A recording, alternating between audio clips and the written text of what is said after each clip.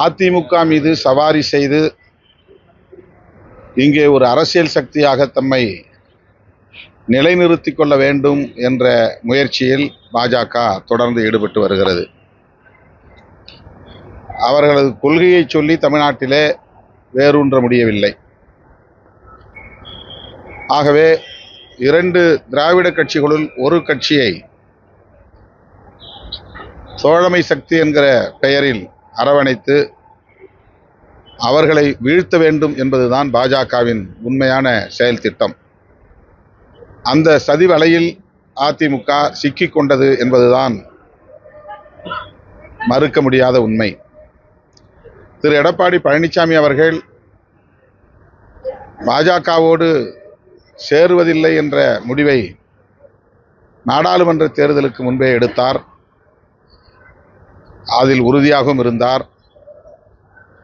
2026 சட்டமன்ற பொதுத் தேர்தலிலும் பாஜக அல்லாத ஒரு கூட்டணியை அமைத்து திமுக கூட்டணியை எதிர்கொள்ள வேண்டும் என்று விரும்பினார்.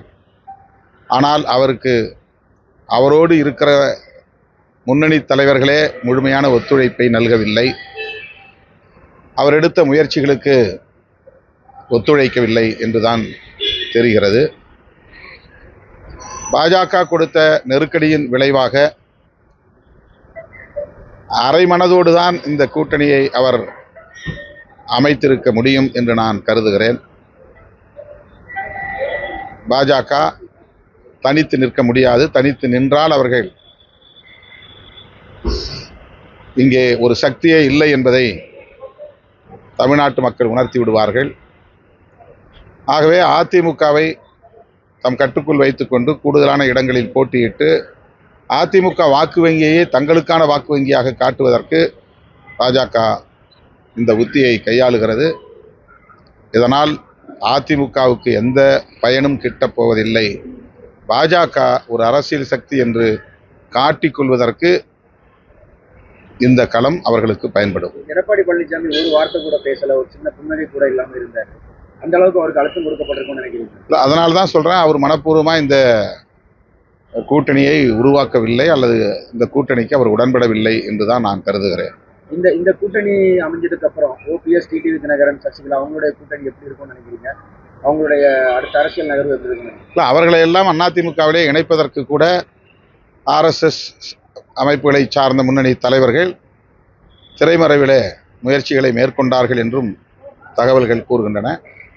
அதற்கு எடப்பாடி பழனிசாமி அவர்கள் உடன்படவில்லை.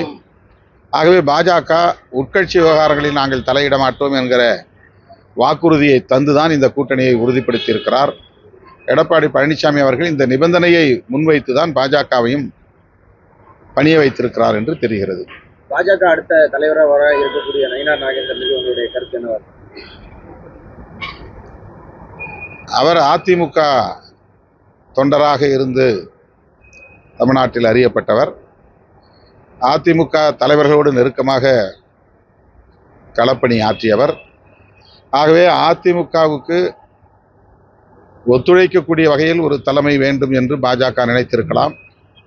அந்த அடிப்படையிலே அவருக்கு இந்த வாய்ப்பு கிடைத்திருக்கிறது. அவருக்கு என்னுடைய வாழ்த்துக்கள். அந்த பொன்முடியுடைய பேச்சு, உங்களுடைய பேச்சு எப்படி இருந்துச்சு? அது எப்படி பொது மேடையில எப்படி இருந்துச்சு? முதல்வர் அவருடைய பேச்சுக்கு உரிய நடவடிக்கை எடுத்திருக்கிறார். துணை பொதுச் செயலாளர் பதவியிலிருந்து விலக்கி இருக்கிறார். ஆகவே அது நடவடிக்கைக்கு ஆளாகி இருக்கிற சூழலில் மேற்கொண்டு கருத்து சொல்ல விரும்பவில்லை.